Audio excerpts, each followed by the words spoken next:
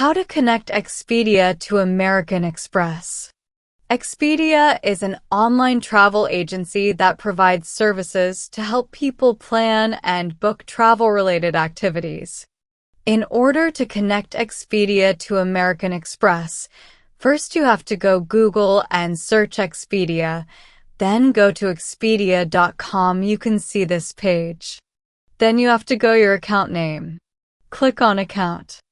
Then you have to scroll down and click on Payments. In Payments, this page will pop up.